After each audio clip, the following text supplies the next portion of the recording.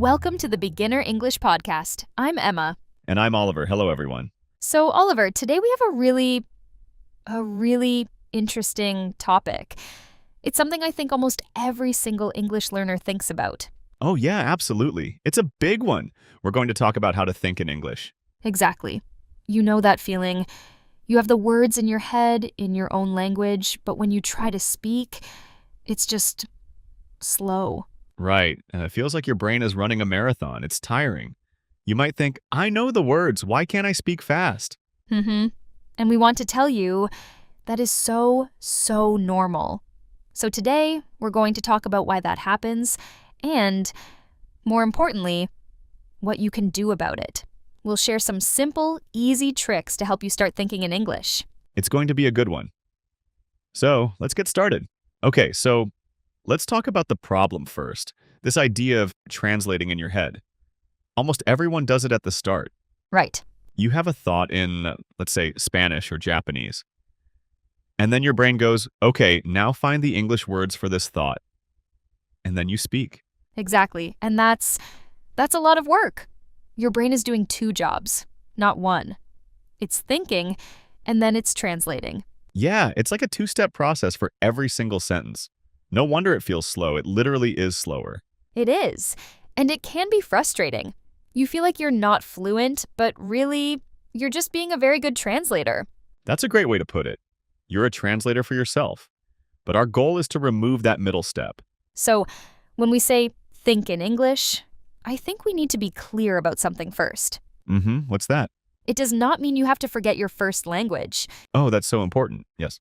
Your first language it's part of who you are. It's beautiful. It's important. We're not trying to replace it. Not at all. It's more like you're building a new path in your brain, a direct path.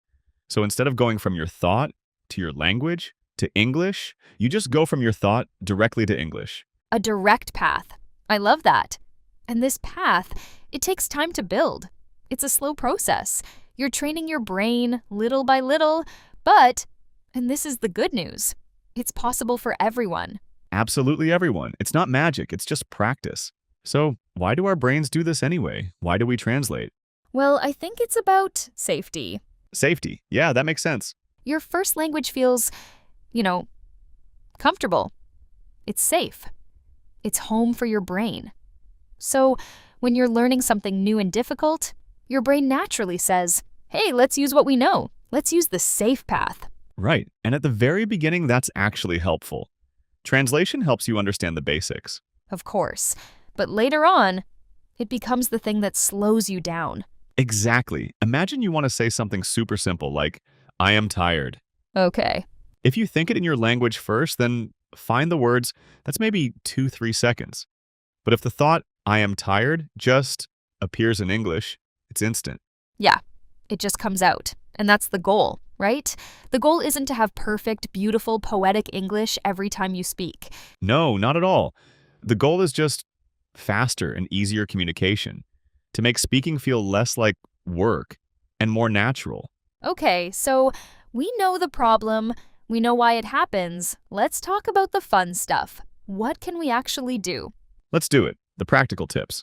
The first one is maybe the most important. Start with simple thoughts. So simple. I mean, really small. You don't need to try and think about, I don't know, philosophy or politics in English on day one. Right, forget that. Start smaller.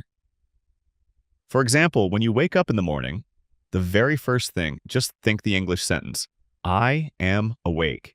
Yes, or it is morning. Exactly. When you feel hungry, just have that little thought, I am hungry. I love that. Or you can just describe what you see. No pressure, you're sitting at your desk. Just think, I see a chair. My phone is on the table. There is a window. Your brain doesn't care if the sentences are boring. It really doesn't. That's so true. It just cares about the practice. It's like lifting a very small weight. Again and again. Okay, so that's tip number 1. Start with simple thoughts. What's next? All right, tip number 2 might feel a little strange at first. Oh, I'm ready. Talk to yourself. Yes, this one is so powerful. It really is. And you don't need an audience. You don't need to worry about perfect grammar. You just talk. It can be in your head, or even better, out loud. Out loud is great because you get used to the sound of your own voice in English. So you could be making coffee and just say, "Today I will work. Later I will eat dinner."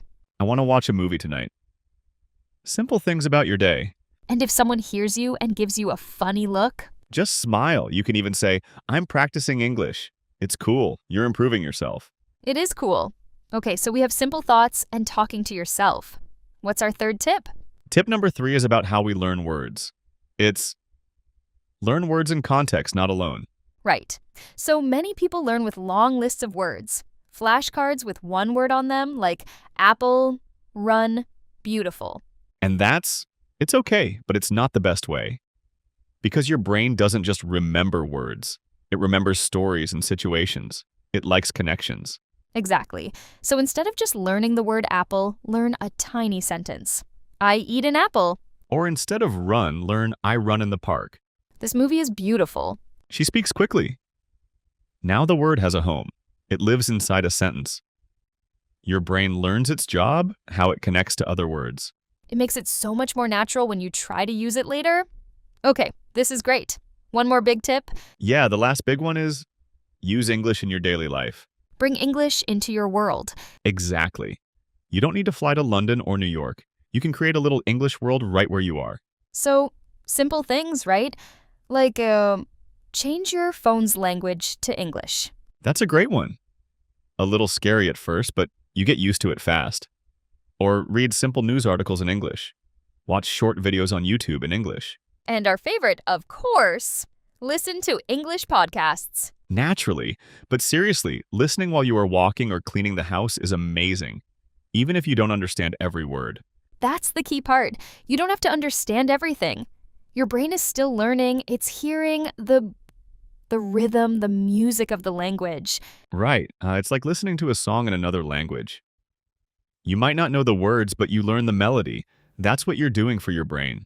Okay, so we have some really good practical tips there, but I think we should also talk about the mindset, the way you think about this process. Yeah, the psychology of it. That's just as important.